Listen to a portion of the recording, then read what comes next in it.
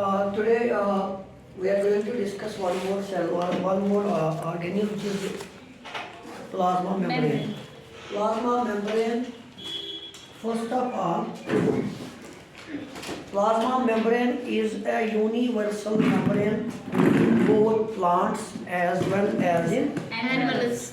ये दोनों में पाया जाता है प्लाज्मा मेम्ब्रेन, जो जबकि सेल वॉल जो है वो खाली प्लांट सेल्स में पाया जाता है। तो पहला point, it is present in both cells, plant cell में भी और एनिमल सेल भी।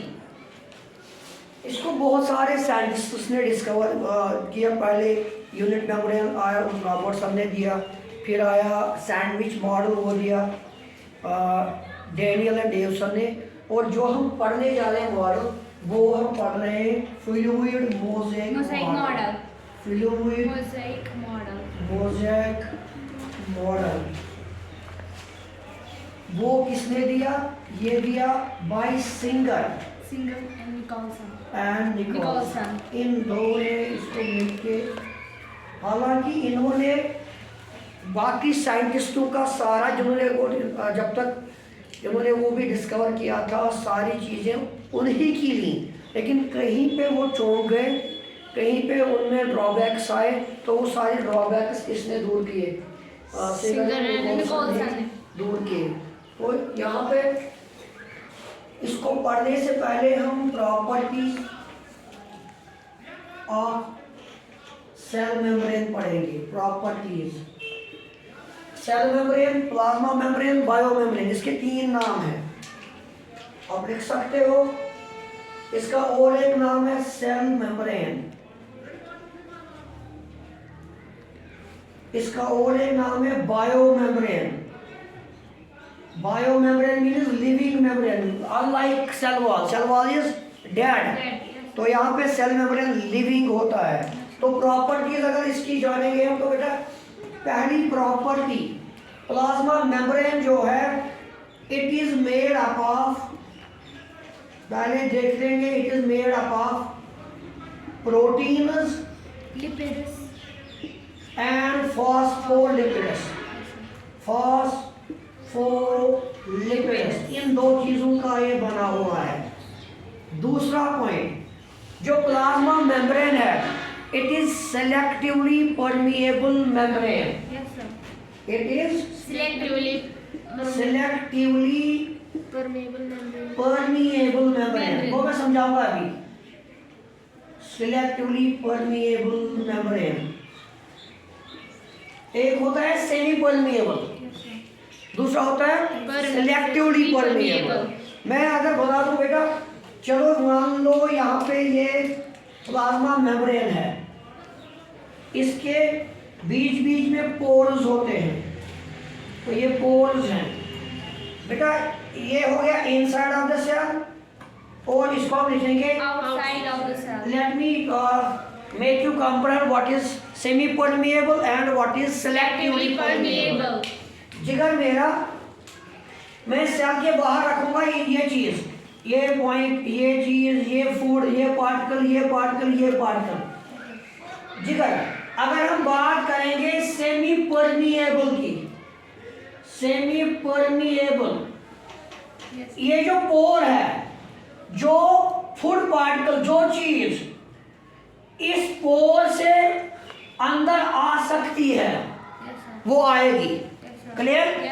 ये पोर, मतलब इस पोर से इतना बड़ा पार्टिकल अंदर नहीं जाएगा, ये बहुत छोटा पोर है। तो बेटा जो फूड पार्टिकल, जो भी मटेरियल इसके अंदर आ सकती है, तो उसको हम बोलेंगे सेमी परमिएबल। कब बोलेंगे? जब अकॉर्डिंग टू पोर, मैं लिखूंगा according to pore size, according to pore size, जो इनका पोर साइज है प्लाज्मा मेम्ब्रेन का पोर, इससे छोटा पार्टिकल होना चाहिए सुई ऐसे इन पोर की। क्लियर? लेकिन सर सेमी परमिएबल की से अगर ये चीज इसको जरूरत है ये भी जाएगी, अगर ये चीज उसको जरूरत नहीं है ये भी जाएगी। तो सेमी परमिएबल से दोनों चीजें जा सकती हैं अंदर, हार्मफुल भी यूजफुल भी, हार्मफुल भी, Useful भी। जो इस पोर को पार कर सकती है, जो मटेरियल जो पार्टिकल इस पोर को पार कर सकते हैं वो दोनों इस पोर से अंदर आ सकते हैं। तो तब तब क्या आएगा ये Semi permeable। वो अकॉर्डिंग टू पोर जब मटेरियल अंदर आएगा तो यहाँ पे हार्मफुल भी आएगा, Useful भी। अब सिलेक्टिवली परमेएबल का मतलब क्या हुआ? पोर छोटा हो या बड़ा हो, इस सेल को ये चीज चाहिए, ये नहीं चाहिए, तो यही चीज अंदर आ सकती है। मतलब हार्मफुल चीज इसको नहीं चाहिए तो ये उसको अंदर आने नहीं देगा, तभी इसको बोलेंगे Selectively permeable। It selects the things. Sir आपने बोला अभी पोर साइज छोटा है, लेकिन अब अगर कहीं पे किसी सूरत में इस प्लाज्मा मेम्ब्रेन को बड़ा वाला पार्टिकल अंदर लेना होगा तो साइज छोटा है, तब क्या करेगा? तब ये प्लाज्मा मेम्ब्रेन किसी भी जगह ऐसे करता है, रप्चर करता है और उस बड़े पार्टिकल को अंदर ले जाता है। मतलब जो इसको चाहिए, चाहे वो बड़ा पोर साइज से बड़ा हो या छोटा हो, ये उनको लेगा ही लेगा। क्लियर? किसी भी जगह अपने आप को बैठ करके उसको लेगा। लेकिन सेमी परमेएबल का मतलब हो गया जो पार्टिकल इस पोर साइज से पास हो सकता है वो अंदर आ सकता है, तो अंदर कोई भी आ सकता है, यूजफुल भी, Harmful भी। वो हो गया सेमी परमेएबल। सिलेक्टिवली हो गया यूसेज so things are अंदर चाहे पर अगर यू बोर्ड दिया है बट इसका शुक्र है कि ये बैंड कॉमन मेम्ब्रेन और इसको ये अंदर ले सकते हैं। तो ये बात हो गई सिलेक्टिवली परमेएबल मेम्ब्रेन की। जो मैं बोल रहा था एक प्रॉपर्टी है प्लाज्मा मेम्ब्रेन की, एक प्रॉपर्टी है, it is selectively Permeable membrane। तीसरा पॉइंट, इट इज प्रोटीन, मैं शार्ट में लिखूंगा, and phospholipid ratio is variable, मतलब बेटा मैंने दो लेयर बनाए यहाँ पे, ये जो गोल आप देख रहे हो गोल ब्लैक इट इज प्रोटीन, और जो ये आप देख रहे हो हेड एंड टेल ये वाला this is called phospholipid. Clear? जिगर बोलते हैं कि ये लिविंग है, प्लाज्मा मेम्ब्रेन इज लिविंग। जब ये लिविंग है तो बेटा इस साइड देखो कितने लिपिड मॉलिक्यूल हैं, 1 2 3 4, इस साइड कितने हैं, 1 2 3 4 5, मतलब ये चेंज हो सकता है। ये गाइस तुम सब याद ले आए मत कोई यू आर, तो इसका मतलब इनका जो रेशियो है वो वेरी करता है। वो क्या करता है?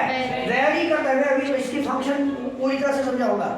चौथा पॉइंट, जब ये रेशियो वेरी होगा, देखो 1 2 3 4 तो 4 pm 4 इज टू प्रोटीन कितने हैं? 1 2 3 4 5 प्रोटीन हैं। क्लियर? किधर? इस लेयर में 4 प्रोटीन, इस लेयर में 5 प्रोटीन, इस लेयर में 4 फास्फोलिपिड, इस लेयर में 5 फास्फोलिपिड। तो ये प्रोटीन और फास्फोलिपिड रेशियो वेरी करता है, चेंज होता रहता है। क्लियर? क्योंकि जब इसको चीज अंदर लेनी होती है बेटा तो ये फास्फोलिपिड यहाँ भी आ सकता है, ये वहां भी जा सकता है जब मूवमेंट होगी इनके दरमियान। तीसरा, it is dynamic in nature, it is dynamic in nature. देख बेटा दो चीजें होती हैं, एक होता है स्टैटिक, दूसरा होता है डायनामिक। स्टैटिक मतलब वो चीजें भी है जब ये चेंज होते रहते हैं तो ये हरकत करते हैं, तो ये लिविंग है, तो ये मूव करते रहते हैं, इस उसी को बोलते हैं डायनामिक इन नेचर। क्लियर?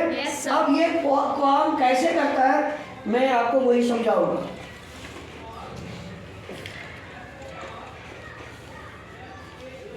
कैसे ये फंक्शन करेगा।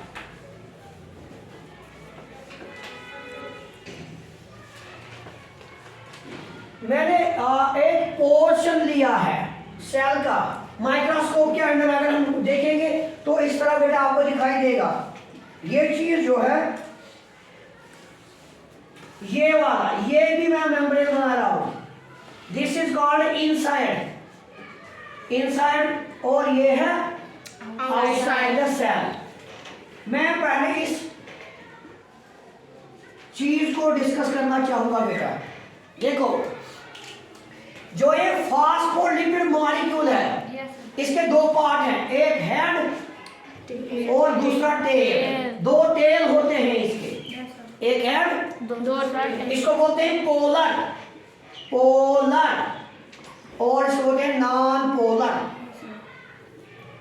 दूसरा पॉइंट, जो बेटा ये चीज इसके पास, इस हेड के पास प्रोटीन्स लगे होते हैं। क्या होते हैं? प्रोटीन्स। और बिल्कुल यहाँ पे होते हैं प्रोटीन्स, आउटसाइड मेम्ब्रेन के साथ जुड़े होते हैं। और कुछ प्रोटीन, मैं ब्लैक से भी दिखाऊंगा, कुछ प्रोटीन बेटा बिल्कुल इस तरह एम्बेडेड होते हैं। ये एक प्रोटीन मैं यहाँ पे बना रहा हूँ, और जो ये लेयर मैंने बनाई है, ये भी फॉस्फोलिपिड है, ये भी फॉस्फोलिपिड है। तो कितनी लेयर बन गई? दो। तो plasma membrane is phospholipid bilayer. Phospholipid दो लेयर होती है फॉस्फोलिपिड की, और किस तरह होती है? ये एक दूसरे के साथ टेल फेस करते हैं। इनका हेड अपोजिट की तरह रहता है, लेकिन टेल एक दूसरे से फेस करते हैं। और इसमें क्या है? जो इसका हेड है, इसको पानी से मोहब्बत है। This is hydrophilic. हाइड्रोफिलिक का मतलब हो गया वाटर लविंग और वाटर अट्रैक्टिंग। और जो ये टेल है बेटा, इसको पानी से डर लगता है। It is hydrophobic. हाइड्रोफोबिक, मगर इसको फैट से प्यार है, फैट लविंग। फोबिया हो गया डर।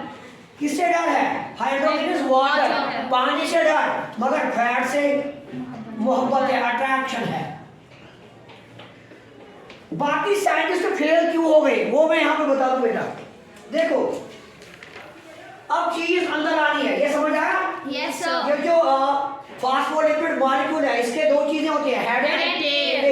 Head is hydrophilic, tail is hydrophobic. Clear? Yes, अब यहाँ पे जाएंगे हम वापस, काम कैसे करेगा ये।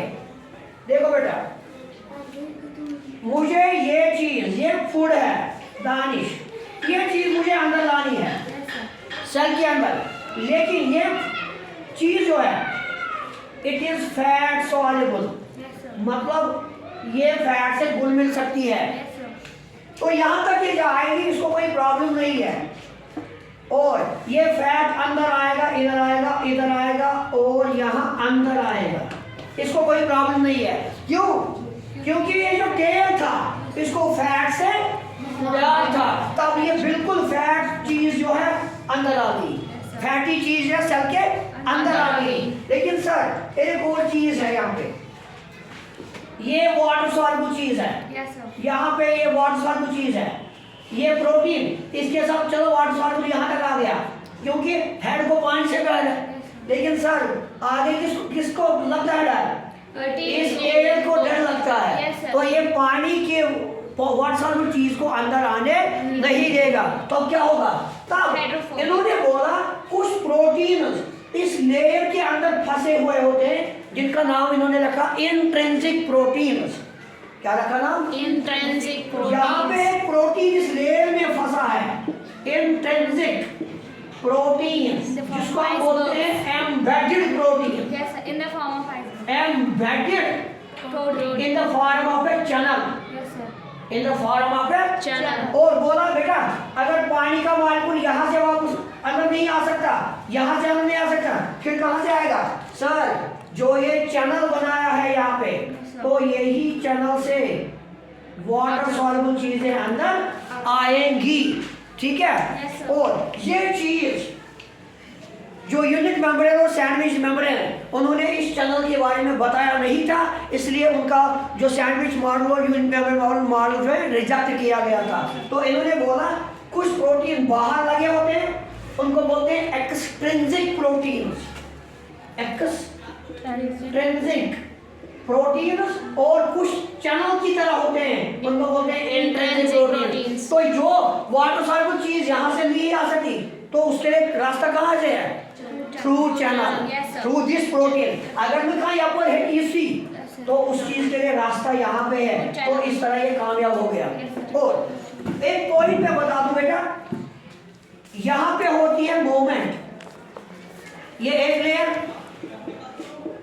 और ये दूसरी लेयर। फिर से मैं बता दूं, दूसरी लेयर आपने देखा होगा एक ठेले वाले को रेड़े पर रसगोल सा बना हुआ, वो क्या करता है, उसके तवे में गुलाब जामुन रसगुल्ले वगैरह होते हैं। मान लो ये तरी है, तेल है, और इस तेल पे क्या है, इस तेल पे गुलाब जामुन है। Yes, sir. तो वो जब तलना शुरू कर देते हैं, वो क्या करते हैं, इधर उधर। Yes, sir. इसी तरह प्लाज्मा मेम्ब्रेन भी इधर उधर कर रहा है। Yes, sir. तो अगर ये इधर उधर करेगा अपनी ही लेयर में, Yes, sir. इधर अपनी ही लेयर में, मतलब दानिश ये प्रोटीन एक नंबर है, ये प्रोटीन चार नंबर है।